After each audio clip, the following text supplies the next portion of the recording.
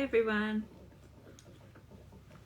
Today we are chatting with my dear friend Jenna Suru and Stacy Devorzon, Stacy Devorzon, about the film The Golden Age and also the Oscar nominated.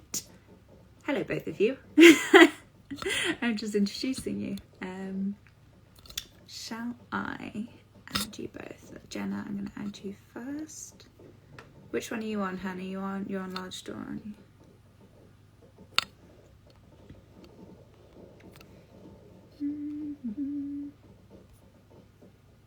There you are.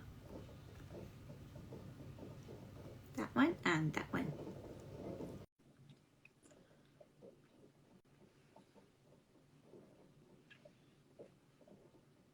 Hello everybody. Hello. Hello, Meg. Hello, Stacy. Hello. Hi, Stephanie. Nice to meet you. Nice to meet you too. And hello, Jenna. How are you? I'm great, thank you. How are you, Meg? I'm very well, thank you. I've got my blanket and my cup of tea, so I'm sorted. Well, How is my are first you? time actually chatting live on Instagram. Yes, believe it or not. We are so honoured then. Yes, we are. I'm so glad you both can meet. You both are amazing ladies in the industry, so I'm really glad Meg could make this happen. Thank you both. No, we're so excited to have a chat and find And out Jenna, what you once guys again, an interview together, which I always love. So thank you for inviting me both. So can we, well, I think tonight we're going to talk a little bit about hopefully how you both got into the industry and what you both do in the industry, and then a little bit about your films, which is The Golden Age, which, gosh, when did we see that? This time last year, was it, Jenna? London. Yes, a year ago already. Oh my goodness. Magic You know, time. That was quite a wild night, actually. See, Stacey, to give you some context, I don't usually drink. I am pretty much teetotal. But this one here started You're putting English and you margaritas don't in my drink? hand. For some reason, I don't believe that story. I mean, they were incredibly strong margaritas as well. So You guys were drinking margaritas and I wasn't there? I'm telling you, Stacy, there's a problem. And it was just so you guys, everyone who tuned in knows, it was the night just before everything closed down in the UK. literally, So this is why it was so... it felt like, you know, you had the band like playing out on the Titanic as it's going down. It was one of those. Well, at least you guys went out with a bang. That's a great one. Certainly did. I mean, drank lots of margaritas. I think we ended up watching a film about drag queens. I'm not quite sure. And then stealing sweets from the pick and mix. From what? Was so nice. You know, like the pick and mix. What's that? It's like sweets next to the like popcorn and stuff at the cinema. Oh. Did they have red vines? Licorice? They may well have done. I remember Because they would have been all gone. If I was there, the whole thing would have been gone. So I probably would have been the first one at it. Massive thanks to the Genesis Cinema, because I know they're reopening mid-May and they're such a beautiful cinema and fantastic team. So we're really excited about that, because we were there with Meg. So, and Stacy was in spirit. Well, I hope that one day you return so that I can actually join the fun. Definitely. Yes. So you worked together on The Golden Age. Well, Jenna, which I obviously she knows because I call her this. Basically, Jenna is the magic carpet, and everyone jumps on board. So we all get this beautiful magic carpet ride.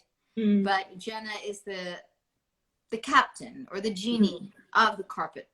You do have a habit of picking some amazing women to take on the journey with you. Exactly. Stacy is such an incredible actress and she has many talents. And in the golden age, she plays the very glamorous 60s Hollywood producer. So very Meryl Streep style. Which is one of my favorite. I had such a great time on that film. It was one of my favorite times, as you know, Jenna. Great crew, great director, great production. What do you want me to say? And the visual aspects are amazing. Stacy, can you tell me a little bit about your career when you got started and into acting? I actually started very late, to tell you the truth. I really have. Actually, it's kind of strange. What I'm about to say is that I started out first in front of the camera via cooking, via cuisine. Really? My family though is in the business in LA, which everyone is in the business in LA, so that's not a surprise. So my family plus all of LA is in the business, but particularly I just for some reason I didn't consider acting when I was in LA. So anyway, when I was in France, there's a show which you would know because it comes from actually UK. It's called Come Dine With Me. Yes. And in France, it's called the Dîner Presque Parfait. So 10 years ago, I started cooking because I was missing things from California and just entertaining, and my friends and family were loving what I was whipping up. And I decided, well, I'll just do the show. It looks like fun. And I ended up winning. So, my goodness, congratulations. But it was the first time I really was in front of the camera. And I thought, wow, I'm really comfortable in front of the camera. I think I could do this. So channel M6, which is a French channel, they called me back to do the Battle of the Regions. And so basically 4 sections of France, and we were only 16 chosen out of all the competitors out of the whole year. So I represented the south of France, and they had 7.5 million viewers that evening. It was prime time. Yeah. So it just kind of opened a door to another dimension, which is, and then I started, little by little building up until today. So I'm kind of living my both dreams because I'm still involved in cuisine, where I did recently. Because your Instagram is just like a dream of food pictures, really. It is. What, my Instagram? Yeah. Oh, thank you. Well, I'm writing my cookbook. So what you see on Instagram, you will most likely be seeing a big part of it in my my cookbook that will hopefully be coming out in 2022. But anyway, so that's exciting. I mean, that's for me. That's kind of on my bucket list of things that I want to do.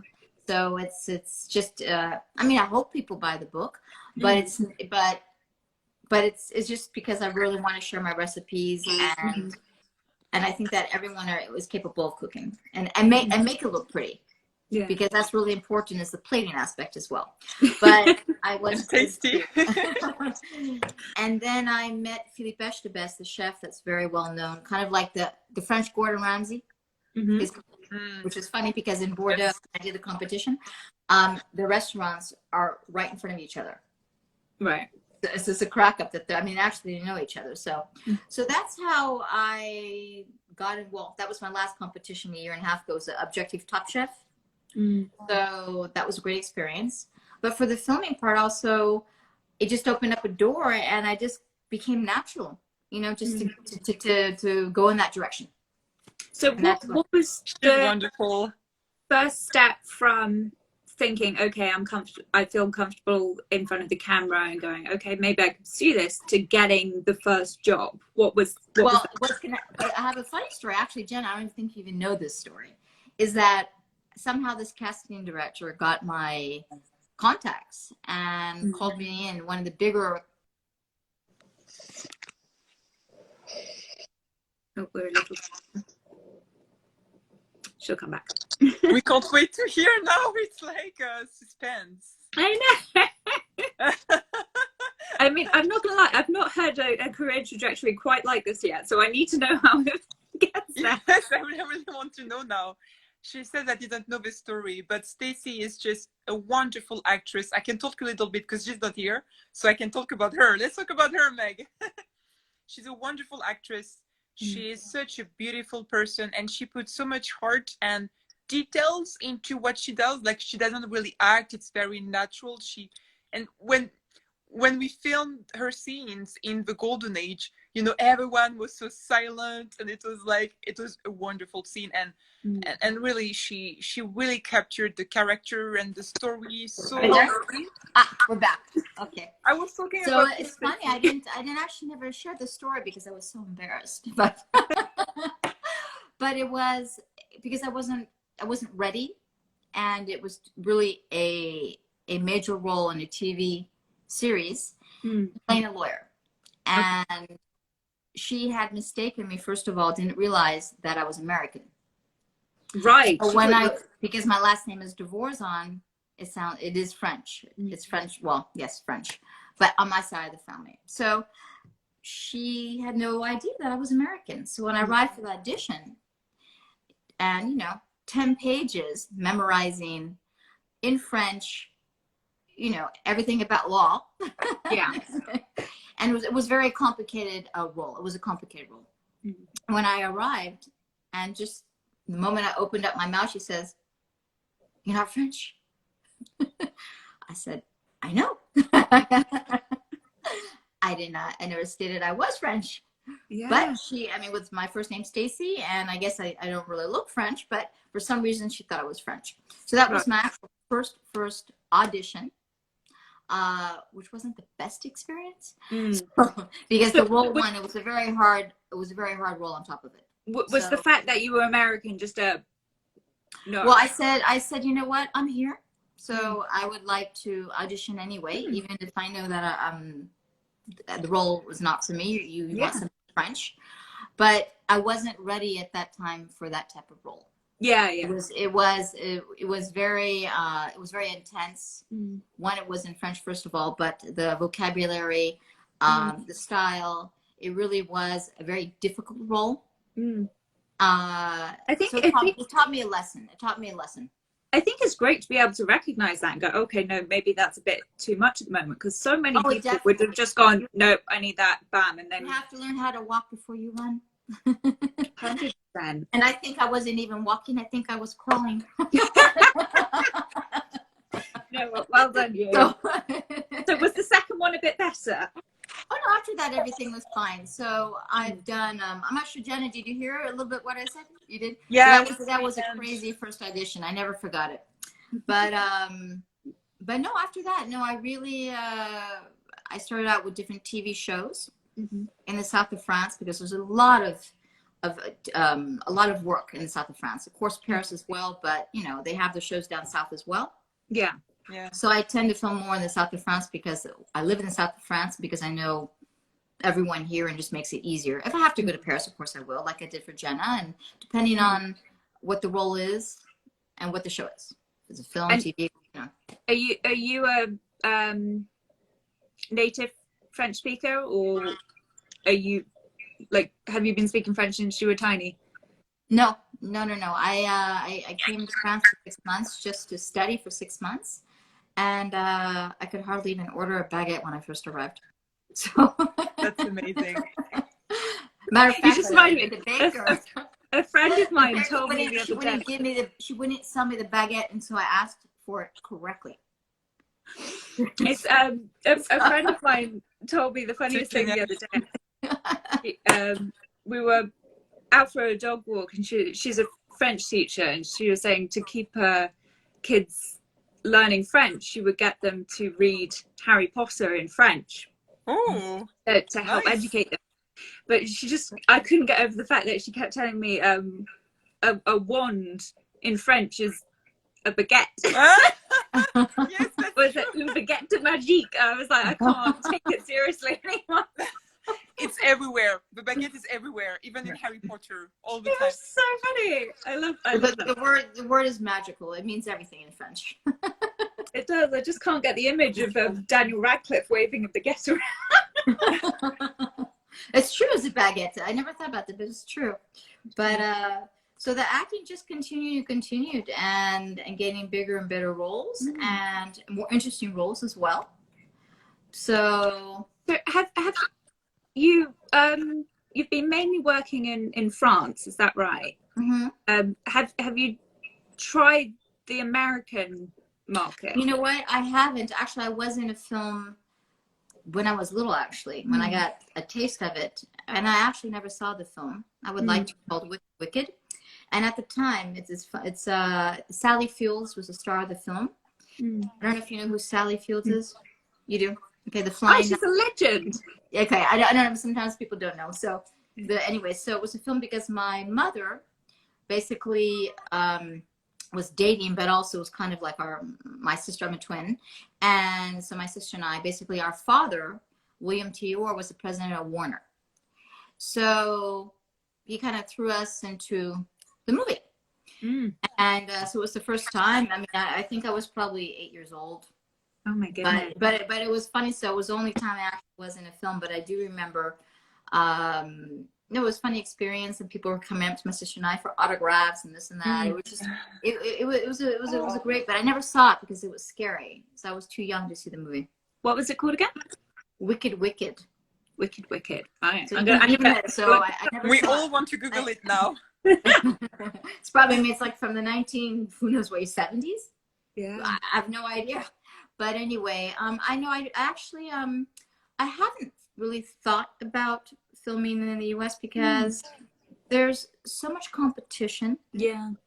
And yes, my family is in the business, but there's so much to do in France that there's no need for me to go to LA.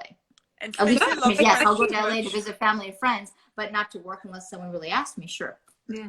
No, I mean, the reason I ask is just through these talks and through what we're doing with the Good Bad Mad, I'm really seeing this change from people moving from like film capitals like LA out into much more European spots, and just seeing the work really diversify in terms of location. Well, I think that I mean, there's a lot of French actors that there's so many that I know of that have agents in France and in LA. So they do work both. But I don't know about you, Jenna, but I do feel that they should keep their accent, because that's what makes it special. Because if they decide to speak with an American accent, then they're back in the melting pot of everyone else. So yes, exactly. very hard. But what do you think about that? Because that's advice that I have given. That's what I personally feel. What do you think? I agree. I think first having an agent in France and one in LA makes a lot of sense. And you just need to find your niche audience, and also as an actor, just your niche characters. So I think just cultivating your uniqueness is really good. So keeping your accent, and also there's a great French cinema, and there are many great French roles. So it makes sense to keep an accent if possible. I mean, the Americans love the French accent. They find it adorable. And but it's true. It's like what's charming. And so I mean, it was a friend of mine who's an actor who was trying to work on his accent and really wanted to perfect his American accent. And I said I really personally would really try to keep your French accent. And we love your American accent too, Stacy. In French. Do I have an accent? Do I really? Little bit. It's so cute. We all have accents. We all have. I mean, when I speak French, I have an accent. That's true. Quand je parle français, j'ai quand même un accent assez fort. Non? Tu parles parfaitement, mais ton accent américain est adorable. Because Stacy was born in Beverly Hills, so she has like the perfect Beverlyans accent. J'adore, mais n'est-ce pas? On va aller déjeuner si tu veux. Ah, je connais une voix parfaite. L'hôtel Beverly Hills. Et ensuite, pour une grosse galette immense qui est très connue là-bas que j'adore. Ensuite, bien sûr, le champagne. Ah oui, ça c'est promis. Hein. Tu m'avais promis le champagne à Cannes et aussi à Beverly Hills. J'y vais. Allez, on y va. Allez. C'est parti. Let's go. Let's go. Let's go now. And we bring Meg with us. Hang on, are Everyone, you planning to let's go to now. Beverly Hills without me right now? No, but we have Jenna's magic carpet, so we could go Oh, anywhere we want. thank you. That's right. If anyone is heading to LA, I am carrying on their coattails. I'm coming. Oh my God, I can't wait. But I And think I we would love have our so magic much fun. carpet. We would have so much fun. Oh, we You're will. making me regret that I chose German for GCSE. That's good. It was so much easier. Of So course, tell me how you two met. well, Jenna. That is because of Jenna who gave me that wonderful phone call. So Very naturally. And I remember exactly the first time I spoke with Stacy, because I immediately felt we were going to work together. It's like Stacy is not only a wonderful actress, as you can see, with many talents, and a beautiful person, but when she speaks, when you meet her, you understand how much details she puts into her work, and also how much passion.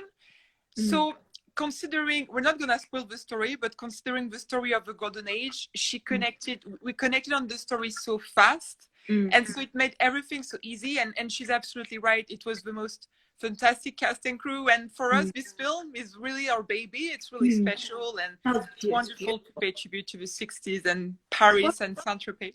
With I mean, amazing. just one, having seen the golden age, but then also chatting with you afterwards and recording the podcast, that the very clear thing is that the message of the movie is your message, really. It's what you're putting out there. And to, I guess, surmise that is that art is integral to change and to moving things forward. Is that a fair way to kind of summarize it? Absolutely. It is. I love making films paying tribute to artists who fight to change the world or just fight to find their place in the world. It's also my work at the Paris International Film Festival.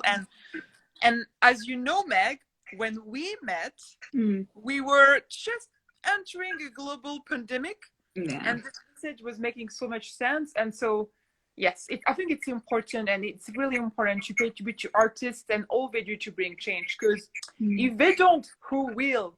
Who will change the world? We really need them. Stacy, but the film captures, it's so magical because the images that are so amazing. It's like you really feel, not a lot of, productions have captured that style or feeling to that extent. That's my feeling, my personal feeling. I don't know what you think, Meg, because you saw the movie. It was so, every shot was beautiful. The colors, the locations, you couldn't be better than that, in my opinion. It was fabulous. What drew you to the project, I guess, before having seen what it turned into? What did you kind of align with this idea of artists changing the world?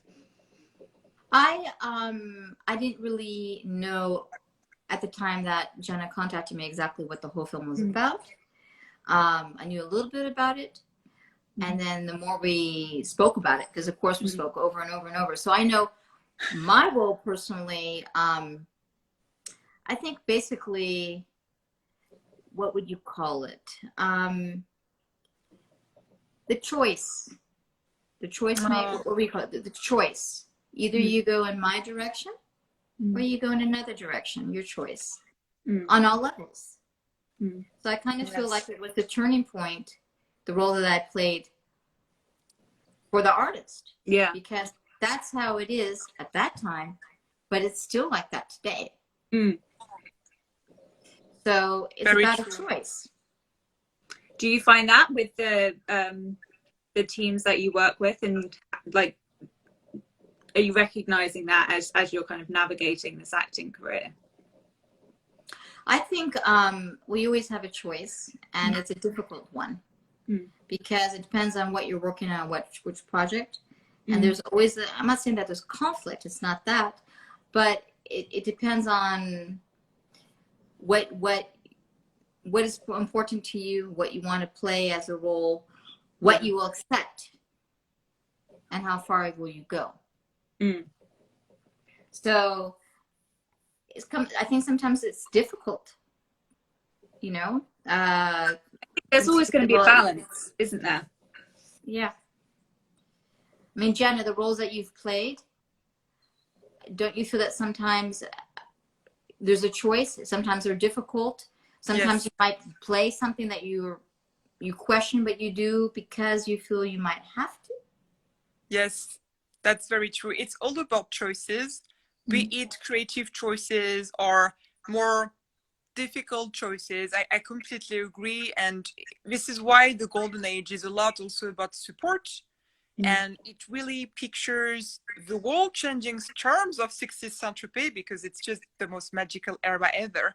But it also touches on very important topics like suicide awareness and the importance of support, because it's so much easier when we have this solidarity that Stacy mentions, and we are in this together. And it's also what makes it feel so special, because as Stacy says, it's about how far you're gonna go and which choice are you gonna make. And it really, with teamwork, it makes everything really different, because at each step of your journey there will be difficulties. So at some point you'll need someone to kind of like help you But out. you had a great team, and that's what's also so important, because I think that if you didn't have that magic on the set, that's what also created the magic in the film as well.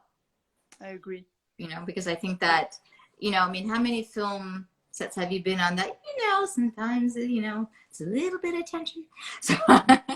you know, Sometimes, so, and then you see the outcome and you know, there are some issues. That happens. No, I think it's so important to surround yourself with the right people, isn't it? Yes. And it felt like, for the golden age, you know, it's a film I made with pretty much my own money. I also made a lot of choices, like all of us, to actually make it happen. So the story behind the camera is really interesting. Something that I'm so thankful for is just but like, we really were completely involved in it. Everyone in the cast and crew was very in love with the project. This is why it still feels very warm in our hearts, because we all know we've made together something really special. And when I speak with Stacy, even now, I still feel like it's the first time. You know, she hasn't changed. I mean, she only gets better, but she all still has that authenticity, and she has such a legacy in the film industry, and it's something really precious. And I'm very thankful for the great film we've made together. It's really well, I'm looking forward to the next one project that we could work on, and that will last a lot longer. I want to get that carpet a lot longer. You have projects. The ride. Are we getting a I scoop want the here? ride to end. Meg knows about the next project. I do. Are we allowed to say anything, or is it? You can say the title. Okay, so we're talking about For the Love of Music. Is that right? Yes, that's true. I need to know more about this film, Jenna. Oh, she knows. Meg already knows everything. I mean, everything you can know. But yeah, it's my second fiction feature film, and obviously I have Stacy on the top of my head, like really a lot of people. I hope. She's just so talented, and I'm really excited. And it's great that now with the reopenings, Cannes Film Festival seems like it's happening, like slowly, safely. We're getting back to new normal. You know, we got our vaccines. I know Stacy also got hers, so we're just slowly getting back there. Yes. Hang in there. So I excited. just had my second vaccination on Tuesday, and filmed yesterday for a very funny commercial. See, that was a choice I made yesterday. That's crazy, honestly. Playing a role that was very different than that I usually do.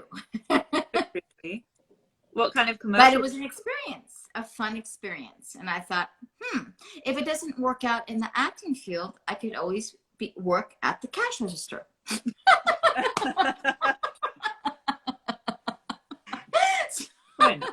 Always a backup.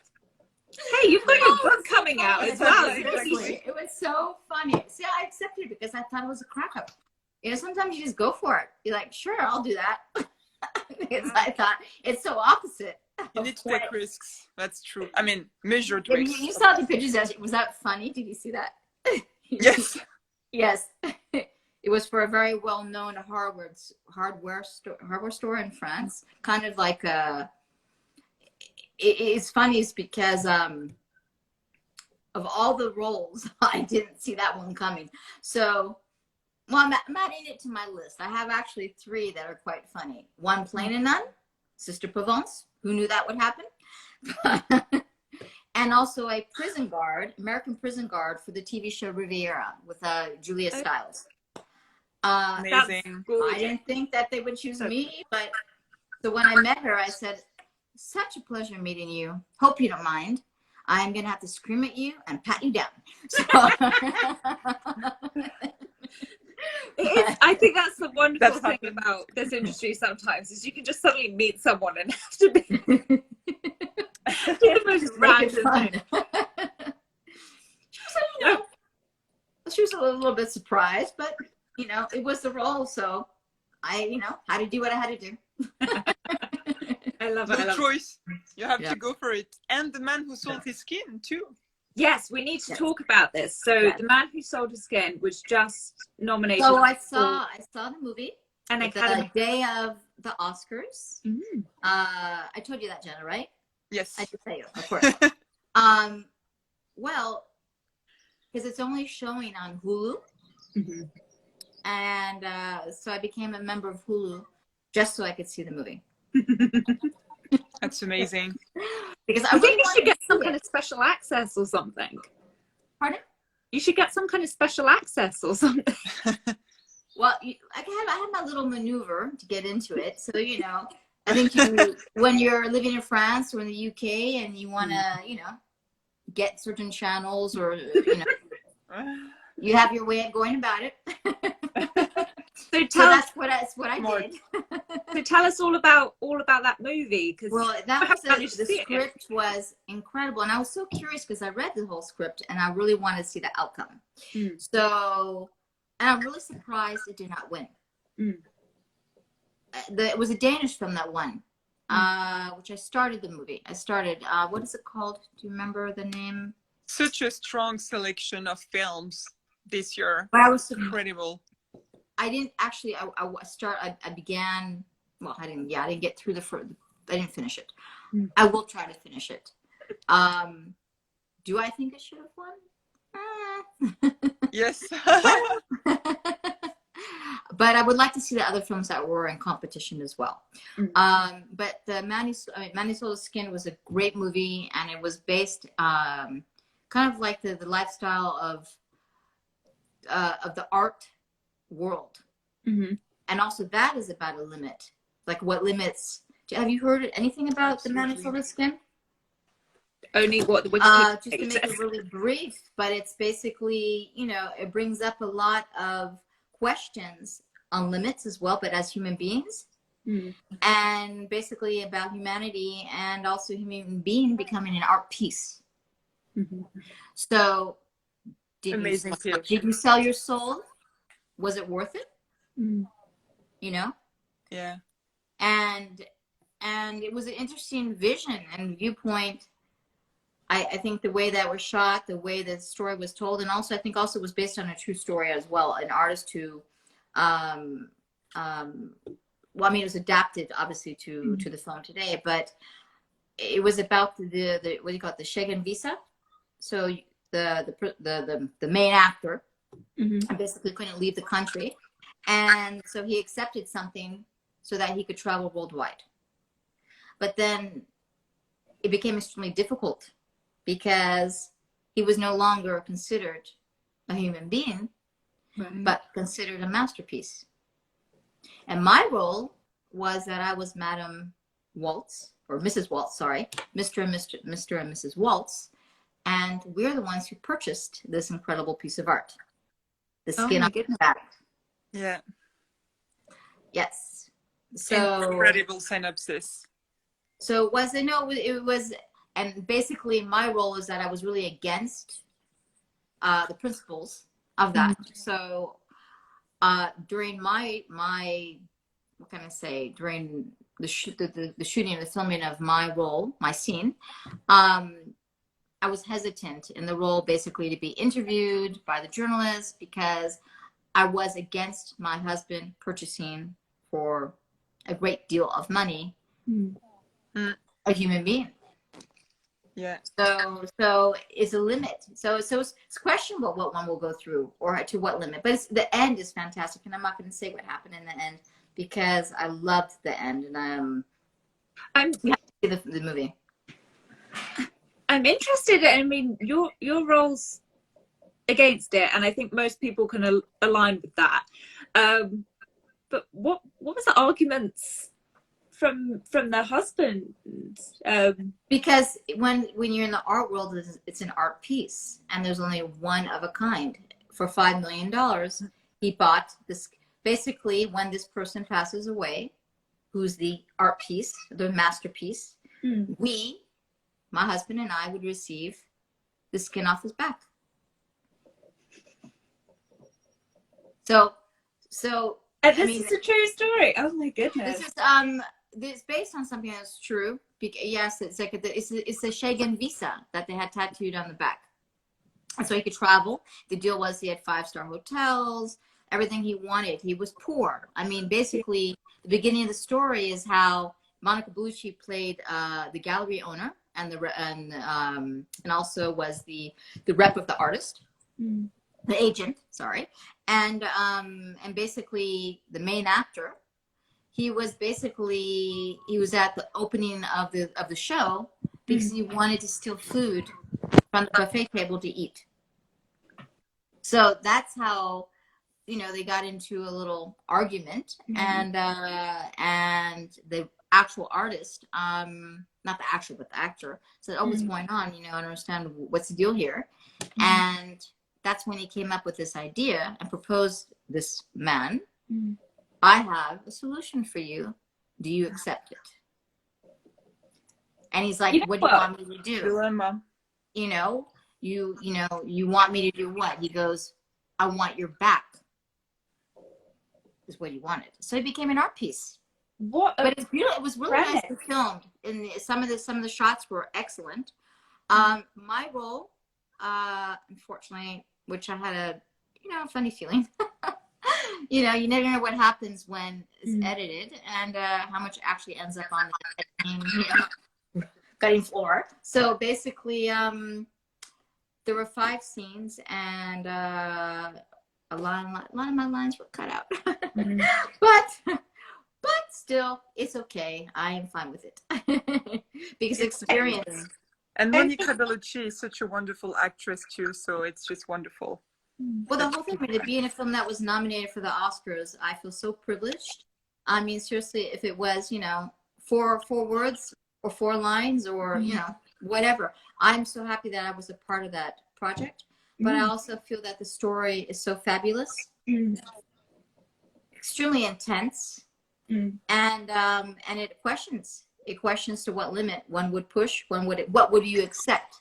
Yeah. Would you accept? Exactly. And I think that today, with what's happening in our world today, human trafficking, people are starting to question that. Like, Jenna's film is the same thing. It's not the same story, obviously, but it's the same thing. How far would you go? Yes. I mean, we all saw the film, so we understand what the turning point was. Basically,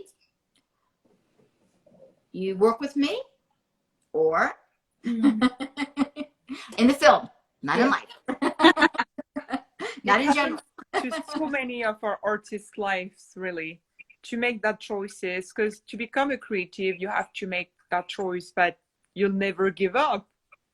So that's really interesting. And I think especially, I really love paying tribute to artists who bring change, because then you probably will make even more sacrifices, because you need to give up on your personal success a lot of the time to bring that change. This is what's so inspiring, and we need change so much now, more than ever. So it's incredible how the film kind of shows that transition, and that it opened the London Festival at Venice Cinema just before the pandemic. it's a for all of us, it's a very powerful feeling, and it's going to be interesting to see what we can do to make that world a better place, because it's becoming quite I mean, it was meant to be the timing. It was the perfect moment.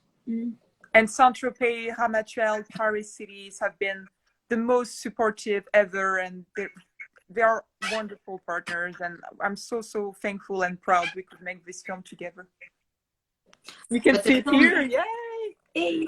Saint-Tropez. And it's so beautiful, the images. I mean, you make everyone just look so incredible. Yeah. You know, I anything that Jenna asks me to do in the future, I won't even question. The answer is yes. Yes, I accept. Like, everyone's been incredible. I trust her, and I know that whatever she creates, that I definitely will be a part of. I will, you know, I have no questions. There are no questions. Everything. Thank I you, think it's so important, isn't it? That trust between creatives and the team. I think it's something that often gets overlooked, but you are like, I think especially as actors, it's kind of the face of the work as well. You're putting your brand on the line. I mean, directors as well, but you are putting your brand on the line by signing on to a project. So you really need to trust what it is and what it's putting out there. But you're also kind of vulnerable as well. You know, you're also opening up your soul. Yes. So it's also, you have to trust the person that they have your back. Yeah. Yes. It's also, I think it's also that, the feeling like to really trust the person and feel, I'm not sure if I'm explaining it right, but vulnerability. Yes. Yeah. I mean, that's what I think is so important. I mean, that's what makes good creatives, though, isn't it? That vulnerability. But I mean, I know I was in good hands with Jenna and her production, and I cannot wait for any projects that you want. We will create more. Roll them my way. So when are things kicking off again, Jenna? When are you? Do you have dates yet for next production? So we're being very careful with the pandemic, but we are already in the preparation of the prep, so that's really exciting. And when it comes to For the Love of Music, not spoiling the story, but there are some crowds in there, and there is some love and romance, so expectation is gonna be tricky. But I think with the vaccine, you know, we're all getting our vaccines now, and it looks like we're gonna be very safe. Safety has always been a #1 priority. And I was told safety, you know, like I even hired a safety company for the golden age. And I think in the future, if we are in this together and we make the effort in terms of vaccinations and safety, we're gonna get there. So it's really exciting that now things are reopening, and the man who sold this. But you're obliged to. I mean, when you're on the set, you have someone there who, depending, of course, how many people, either you have the test the day before, or you have a nurse on the set that tests you before you even work. That's how it is, which is fantastic. Yeah, because you can't take a risk. You could shut down the whole production if you you just can't. I think, I mean, especially here in the UK, I think people are really starting to kind of, with confidence, go, we can make plans now. Yes, which is great. So yeah, fingers crossed you guys get back on set as soon as possible, because we want to see more. Thank you so much. I really appreciate it, and you will. Definitely.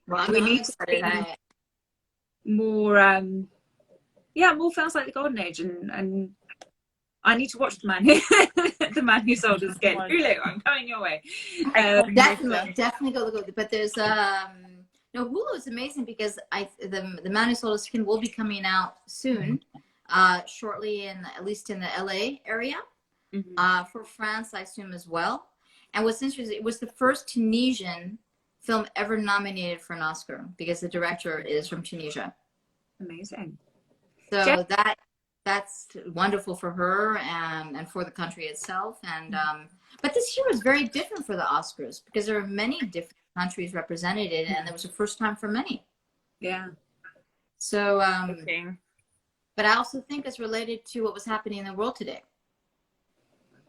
I think It so. opened doors.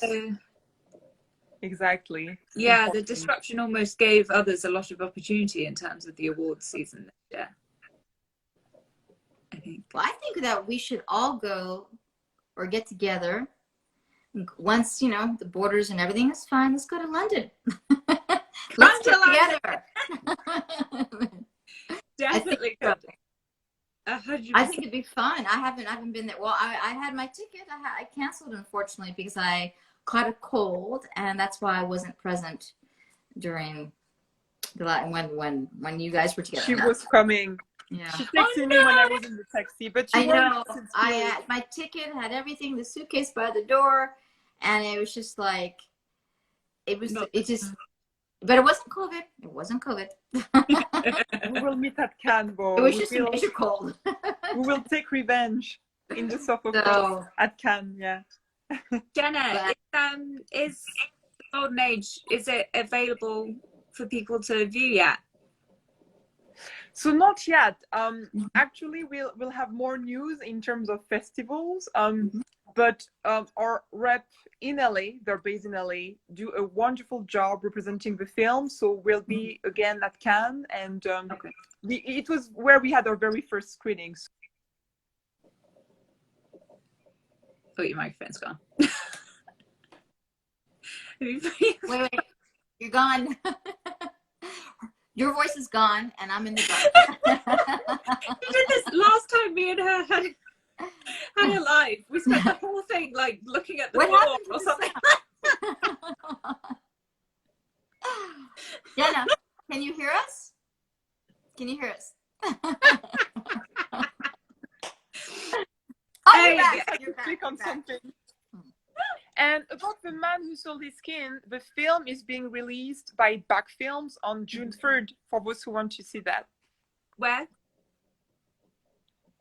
In France, in theaters. And about the Golden Age, well, you can tune in on our page because we'll have a lot of news coming up in the coming days and weeks. That's exciting. Amazing. Well, make sure to share it with us. I think that everyone should see the Golden Age because I think it's a wonderful movie.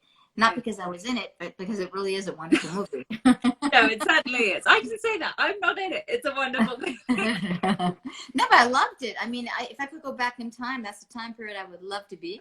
And may I say thank you so much to Saint-Tropez. Je vois que Saint-Tropez just tuned in, so I just wanted to pay a very special tribute to them because it's truly the most unique village in the world that we love so much, and it was wonderful to pay tribute to the Saint-Tropez area with the Golden Age. Definitely, it is a gorgeous place. Well, it's magical. It's magical. Well, Meg, it's such a pleasure meeting you. No, likewise. Thank you so much for this this wonderful interview with Jenna, and I look forward to other projects with Jenna. Yeah. I think it's just the beginning. 100%. I think there's so much to come. But it was lovely to meet you and hear a little bit about your story, and let us know when the cookbook's out. I love cooking, so I need to see that. Do you? Oh, fantastic! Well, the cookbook, that's just a passion and a big passion. It's a big passion. But and I also have a coloring show that I was producing as well. So, but it's not a competition. It's based on expats living in France or elsewhere, and kind of it's about sharing. Because cuisine is about sharing. That's true. So did you guys hear my tribute to Saint-Tropez, or did I get cut before? No, yes, we got it.